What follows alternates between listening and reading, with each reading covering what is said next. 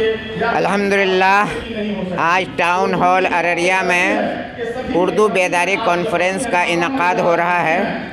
اردو بیداری کانفرنس کے انعقاد کا مقصد یہ ہے کہ لوگوں کو آج کل اردو کے تئیں جو سرد مہری آ گئی ہے، اردو پڑھنا، اردو لکھنا، اردو بولنا، اردو کی کتابیں خریدنا، اخبار و رسائل کو چھوڑ دینا، انہی درد و فکر کو محسوس کرتے ہوئے الفاروق فاؤنڈیشن کے زیر اہتمام ہم لوگوں نے یہ کاوش کی ہے کہ نئی نسل، نئے نوجوان جو آئندہ قوم کے معمار ہیں، قوم کا انحصار ان کے اوپر ہے، یہ اردو پڑھنے لگیں۔ اردو تہذیب و تمدن کی اور ثقافت کی زبان ہے۔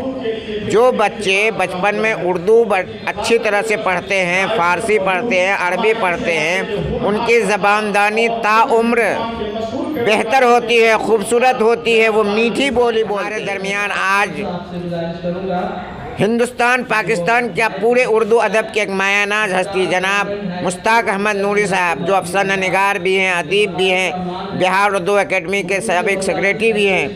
بڑی خوشی کی بات ہے کہ وہ اس اجلاس کی صدارت فرما رہے ہیں۔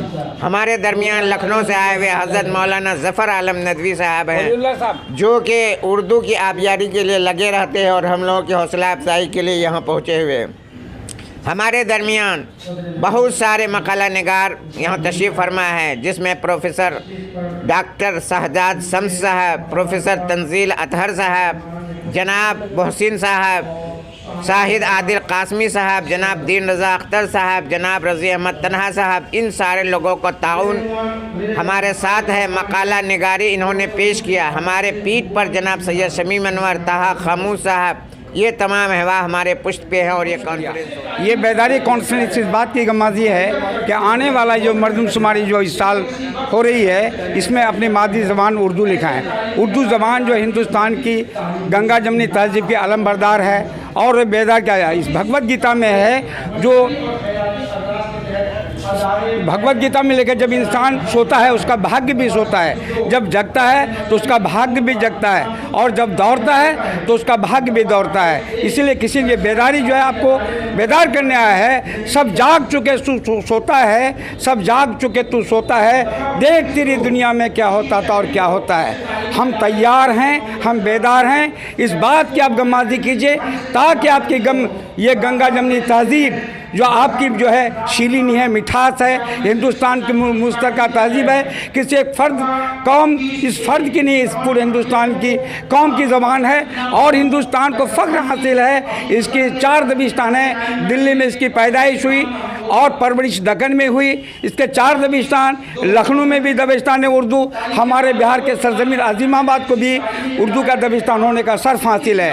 اور اسی سے یہ راشد عظیم آبادی کا شعر ہے جو اکثر لوگ پڑھا کرتے تھے، سرفروشی کی تمنا ہمارے دلوں میں ہے، سرفروشی کی تمنا اب ہمارے دل میں ہے، دیکھنا ہے زور کتنا بازوئے قاتل میں ہے۔ اس کے لیے مختلف لوگ مختلف میدانوں میں کوششیں کر رہے ہیں، محنت کر رہے ہیں۔ اسی میں سے ایک سیمانچل میں ایک ترقی یافتہ اور ایک ابھرتا ہوا ایک فاؤنڈیشن ہے، Alfarooq foundation for education and humanity India کے نام سے۔ اس کے تحت ادھر سے ہم لوگ 2 مہینے سے لگاتار کوشش کر رہے ہیں۔ اللہ کا لاکھ لاکھ شکر ہے کہ 5 فروری سے لے کر 12 فروری تک سیمانچل کے ہر بلاک میں اس کی بیداری مہم چلائی گئی ہے، اور آج 5 مارچ کو ٹاؤن ہال ارریہ میں الفاروق فاؤنڈیشن ہی کی جانب سے اردو بیداری کانفرنس کا انعقاد کیا جا رہا ہے۔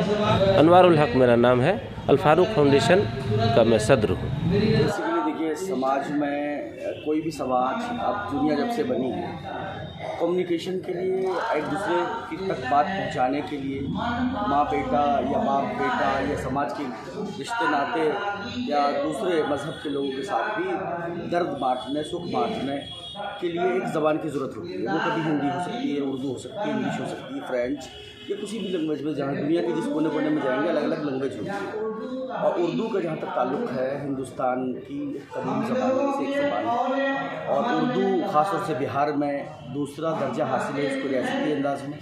بڑی شیریں زبان ہے، اس کو بغیر مذہب و ملت کے فرق کیے ہوئے لوگوں نے اس کو اپنایا ہے، बड़े बड़े लोग खुद आपका जो है रेनू का शहर में एक बड़ी आपको मुहक्किक अररिया ही ज़िला के हैं कारी काफी साहब ने किताब भी लिखी है, तो उन्होंने भी उर्दू ज़बान को अपनाया है। ये रेनू के शहर है, रेनू की धरती है, उन्होंने भी उर्दू को अपनाया था। उर्दू ज़बान इसलिए बहुत ही मुफीद है, बहुत ही शीरीन है, बहुत ही मिठास है। जो बातें आप हिंदी, संस्कृत, दूसरी ज़बानों में 10 जुमले, 10 सेंटेंसेस, 10 वाक्य कह के पूरा कर सकते हैं, उर्दू के 2-4 जुमले एक शेर में आप अपनी पूरी बात कह सकते हैं। तो इसलिए उर्दू की बात ही अलग है, उर्दू की धूम अलग है, बहुत ही अच्छी ज़बान है।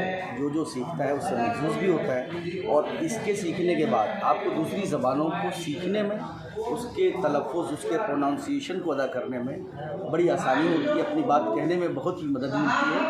इसलिए उर्दू के बारे में कहा नहीं जा सकता है। आप सब अगर उर्दू थोड़ा बहुत भी जानते होंगे तो आप जानते हैं कि ये बड़ी मीठी ज़बान है। बस इतनी सी बात। आपका परिचय? मेरा नाम डॉक्टर महबूब इलाही है, मैं DD न्यूज़ दूरदर्शन में